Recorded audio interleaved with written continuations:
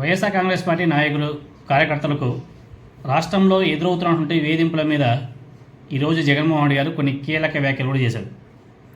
కూటమి ప్రభుత్వ వ్యవహార శైలి చాలా దారుణంగా ఉంది. కార్యకర్తల అదేవిధంగా నాయకుల యొక్క బాధలన్నీ కూడా చూస్తున్నా,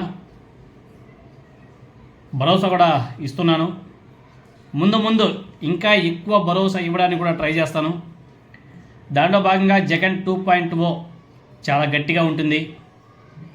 జగన్ 2.0లో కార్యకర్తలకు అధిక ప్రాధాన్యం కూడా ఉంటుంది. వారికి అన్ని విధాలా పూర్తి న్యాయం చేస్తామని చెప్పేసి జగన్మోహన్ రెడ్డి గారు ఈరోజు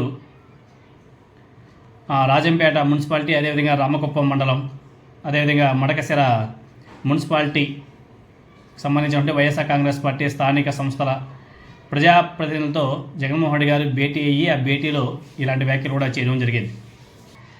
జగన్ 2.0 చాలా స్పష్టంగా క్లియర్ కట్గా ఎలా ఉంటుందో జగన్మోహన్ రెడ్డి గారు ఈరోజు వివరించాడు. అక్రమ కేసులతో వేధిస్తున్నటువంటి అధికారులు, పోలీసులను తాము అధికారులకు వచ్చాక విడిచిపెట్టేది లేదు. వారు ఎక్కడున్నా సరే, సప్త సముద్రాల అవతల ఉన్నా, రిటైర్డ్ అయినా వదిలిపెట్టేది లేదు. విదేశాల్లో ఉన్నా కానీ వదిలేది లేదు. వారిని తప్పకుండా శిక్షిస్తాం. రాష్ట్రంలో విలువలు, విశ్వసనీయత లేని రాజకీయాలు వస్తున్నాయి, చూస్తున్నాం. ఇటువంటి రాజకీయాలు నేను కూడా నేర్చుకోవాలా, నేర్చుకుంటున్నా. ఎలా ఉంటుందో సినిమా ముందు చూస్తారులే అని చెప్పేసి ఆ జగన్మోహన్ రెడ్డి గారు ఆ ఎక్స్ప్రెషన్ చూస్తే నిజంగానే జగన్మోహన్ రెడ్డి గారు మాత్రం నెక్స్ట్ 2.0 అమలు చేసే తీరు మాత్రం ఇంకోలా ఉంటుందని చెప్పేసి చాలా స్పష్టంగా అర్థమవుతుంది. ఎందుకంటే ఈ కూటమి ప్రభుత్వం చేస్తున్నటువంటి అరాచకాలు, దాడులు, ఈ పరిస్థితుల మధ్య పవిత్ర తులసి మొక్కల తెగువ చూపించి విలువలతో కూడినటువంటి రాజకీయాలకు అర్థం చెప్పి వాటిని చంద్రబాబు నాయుడు గారికి చూపి నిలబడిన మీ అందరికీ కూడా హ్యాట్సప్ అని చెప్పేసి ఆ నాయకులు ఉద్దేశించి జగన్మోహన్ రెడ్డి గారు మాట్లాడడం జరిగింది. రాజకీయాల్లో ఉన్నప్పుడు విలువలు, విశ్వసనీయత ఉండాలి. వాటన్నింటినీ చంద్రబాబు నాయుడు గారు దిగజార్చేశాడు. ఈ పరిస్థితిని చూడాల్సి వస్తుందని చెప్పేసి ఎప్పుడు కూడా అనుకోలేదని చెప్పేసి జగన్మోహన్ రెడ్డి గారు మాట్లాడడం జరిగింది. జగన్మోహన్ రెడ్డి గారి మాటలోనే ఒకసారి మీరందరూ కూడా వినండి ఆయన ఏం మాట్లాడారు. ఎవడెవడైతే అధికారి, ఎవడెవడైతే వైఎస్ఆర్సీపీ కార్యకర్తను ఎవడెవడైతే ఇబ్బంది పెట్టాడో అందరినీ కూడా చూస్తూ ఊరుకోము. చట్టం మీద దోషులుగా నిలబెడతాము. ఒకవేళ వాళ్ళు రిటైర్ అయిపోయి వెళ్ళిపోయినా, లేకపోతే వాళ్ళు దేశం విడిచిపెట్టిపోయి ఉన్నా కూడా ఎవరిని వదిలిపెట్టం. సప్త సముద్రాలు అవుతున్నా కూడా ఒకరిని కూడా పిలిపించే కార్యక్రమం చేస్తాం. పిలిపించిన తర్వాత సినిమా మామూలుగా ఉండదు. సినిమా మాత్రం అదో లెవెల్లో ఉంటుంది సినిమా. ఇలా ప్రతి మీటింగ్లోనూ జగన్మోహన్ రెడ్డి గారు కార్యకర్తలకు, నాయకులకు భరోసా ఇస్తున్నాడు. ప్రతి మీటింగ్లోనూ కార్యకర్తలు అంటూ కేడర్లో ఆత్మవిశ్వాసం నింపుతున్నాడు జగన్మోహన్ రెడ్డి గారు. వైఎస్ఆర్ కాంగ్రెస్ పార్టీ కార్యకర్తల బాధల్ని, కష్టాల్ని స్వయంగా చూస్తున్నా. అందుకే జగన్ 2.0 టాప్ ప్రయారిటీ కార్యకర్తలకే ఇస్తా అని చెప్పేసి ప్రతి మీటింగ్లోనూ జగన్మోహన్ రెడ్డి గారు ప్రస్తావిస్తున్నాడు.